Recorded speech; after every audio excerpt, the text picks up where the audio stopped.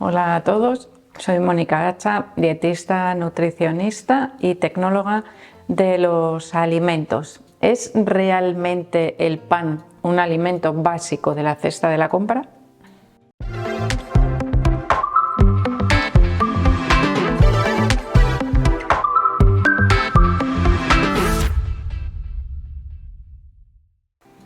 El pan tradicionalmente se ha considerado un alimento básico de la cesta de la compra. De hecho, cuando aparecen esas estadísticas de cómo aumenta el precio de la compra, el pan es uno de esos alimentos que entran siempre a formar parte de las estadísticas. ¿Por qué? Porque se considera que el pan se compra a diario, que es un alimento que se consume de manera habitual en prácticamente todas las casas, en un formato o en otro, porque también podemos decir, no, hay países en los que no se consume pan. Bueno, no se consume pan con forma de barra, pero por ejemplo, las tortillas de maíz de la cocina mexicana podríamos decir que es un equivalente al pan. En la cultura o en la cocina hindú se utilizan también tortitas de una especie de pan ácimo, es decir, no lleva levadura, no se eleva igual que las barras de pan, pero los componentes son los mismos, porque ¿cuáles son los ingredientes del pan? Harina, agua, sal y levadura. Le quitamos la levadura, bueno, pues tenemos un pan, pero que no se queda esponjoso. Por lo tanto, ingredientes básicos, muy económicos y un alimento de relativamente fácil elaboración.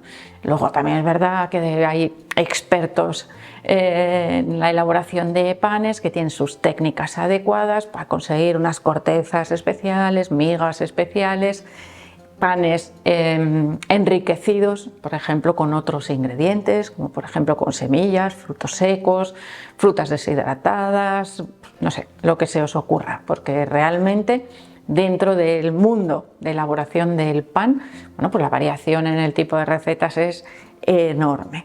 ¿Qué ocurre? Que en ese alimento considerado básico, porque básico por lo fácil que es elaborarlo y por lo baratitos que son sus ingredientes, pues hemos dejado de consumir buen pan.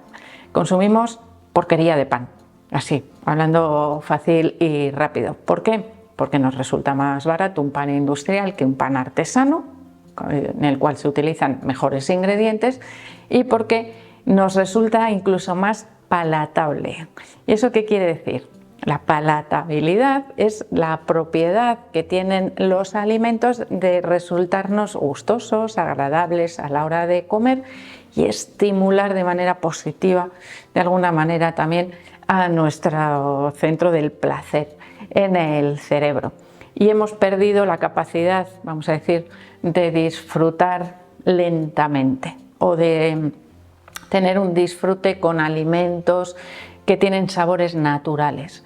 El sabor dulce cada vez está más instaurado, vamos a decir, en nuestro paladar. Es decir, dejamos de detectar o de disfrutar de otros sabores, y el pan artesano no sabe dulce como el pan industrial, que es, vamos a decir, que el pan blanco, o sea, fijaros a dónde puede llegar ese sabor dulce o esa capacidad de absorción de los hidratos de carbono, que cuando se hacen las listas del índice glucémico, esas de las que os hablo frecuentemente, pues en relación a frutas, verduras o algunos alimentos que nos alteran más o menos la insulina, el pan se lleva el 100%, es decir, lo absorbemos todo en el pan blanco. Vale, quiero absorber un poco menos, pues pan integral, pero un verdadero pan integral, que no todo lo que pone integral es verdadero pan integral, porque a veces nos encontramos panes que se elaboran con harinas refinadas a los cuales se añade salvado,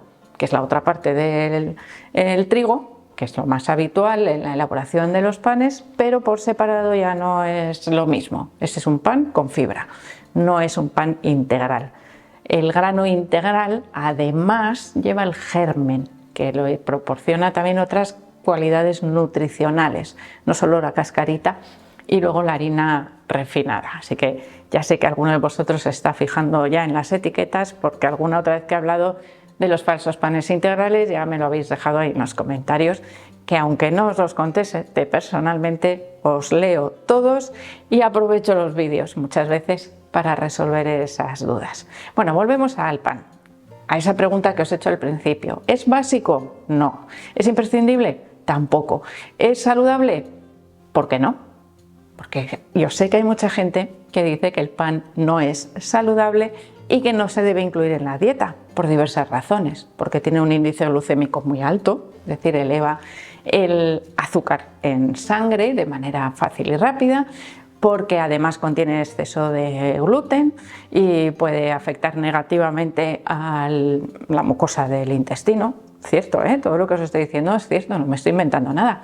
Además, bueno, pues el pan tiene a veces otros aditivos, el exceso de sal, vale, pues venga, a nivel de salud pública vamos a obligar a reducir el contenido en sal del pan, porque así reducimos la hipertensión. Bueno, pues igual hay gente que no necesita reducir el contenido en sal de su dieta porque está perfectamente controlada su tensión arterial. Bueno, todas estas razones son válidas en algunos casos y podríamos achacárselas a un consumo excesivo de pan cuando no tenemos capacidad para digerirlo, para gestionarlo, para metabolizarlo. En esos casos, el consumo de pan se debería reducir, pero si tengo un deportista que consume 3.000, 4.000 kilocalorías al día o incluso más, os podría decir, hay deportistas de élite, profesionales, imaginaros, creo que este estudio salió, o estas cifras salieron, si no me equivoco, con Michael Phelps, que fue un nadador muy famoso, que comía más de 7.000 calorías al día, impensable en cualquiera de nosotros, No os penséis que esto es factible para cualquiera de los mortales, no, para eso hacen falta unos entrenamientos, vamos, mastodónticos para consumir ese nivel de calorías. Una vida sedentaria, que es la que llevamos la mayoría, olvidaros que eso lo único que nos va a llevar es a aumentar de peso. Bueno, pues dentro de esas dietas, vamos a decir, muy altas en calorías, el pan a veces resulta un alimento muy interesante, porque es muy fácil de consumir, de utilizarlo para acompañar sin aumentar el volumen excesivo de las comidas. Es decir, dependiendo para quién, el pan nos puede resultar muy interesante. En el caso de los niños, por ejemplo, niños que se mueven bastante, no niños que están todo el día jugando a videojuegos, el pan también nos puede resultar muy interesante porque es de muy fácil digestión y les aporta energía rápida. Un niño que juega al fútbol, pues ese bocadillo después del entrenamiento o previo al entrenamiento puede ser una buena forma de aportarle energía. Vale. ¿Qué tipo de pan compramos? Entonces, pues intentar comprar siempre un pan de masa madre, es decir, que no sea de elaboración industrial. ¿Por qué? Porque la acción de la levadura predigiere esos carbohidratos y ese gluten, que es lo que le mantiene la estructura. Es decir, digestivamente es mucho más beneficioso el pan con elaboración a partir de masa madre o de levaduras naturales que los panes industriales en los cuales se aceleran todos esos procesos de fermentación para obtener las barras de pan en un tiempo récord, podríamos decir. Las fermentaciones naturales del pan suelen requerir algunas horitas y la elaboración es más larga. Por eso son panes que tienen a veces un precio un poquito más elevado que los panes industriales. Pero la calidad, evidentemente, es totalmente distinta.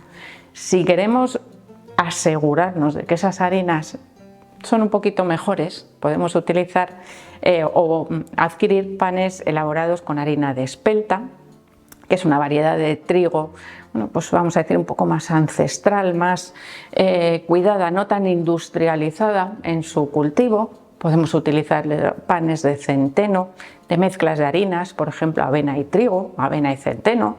Es decir, variedades de harinas hay muchísimas, pero aún así, cuando nosotros vamos a un pan artesano, generalmente las personas que lo elaboran se preocupan un poquito más de la elección de esas harinas, que necesitan unas características especiales para que esas fermentaciones ocurran de manera adecuada, para que nos quede un pan rico, esponjoso.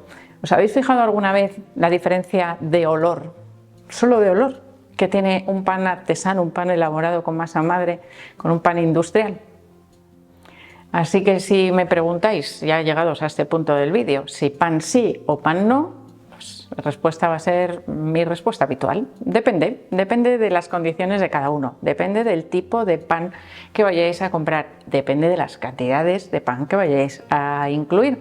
Es decir, depende de tantos factores que realmente es cada uno que tiene que analizar el consumo que hace de pan. Si yo voy a la panadería de la gasolinera y según llevo el pan a casa, porque está recién hecho, lo acaban de sacar del hornito, me como media barra y la otra media mientras como, porque como lo deje ese pan para mañana no sirve para nada, pues igual me estoy pasando de la cantidad de pan que yo puedo comer, y además de un pan de baja calidad nutricional.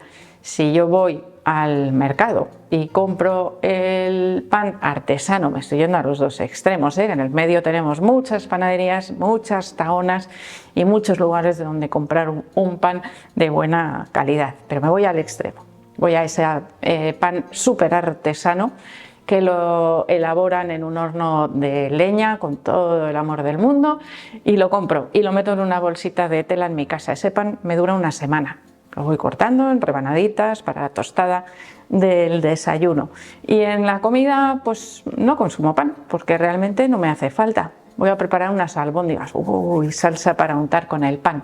Pues no, prefiero ponerle una montañita de arroz o unas patatitas asadas que me recogen igual esa salsa, pero tengo un hidrato de carbono diferente, más de absorción más lentita, un buen prebiótico en el caso de las patatas, muy saciantes. El riesgo que tiene el pan si lo pongo para untar la salsa es que coma más pan que salsa.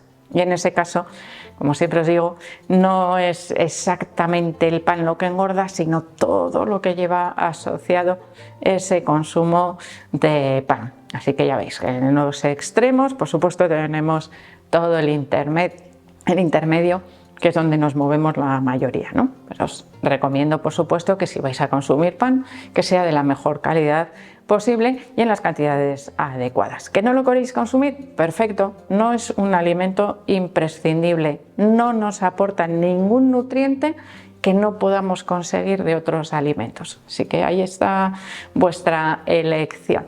Así que espero que os haya gustado el vídeo, por supuesto que le deis al like, no dejéis de suscribiros al canal y espero seguir viéndoos a todos en los próximos vídeos.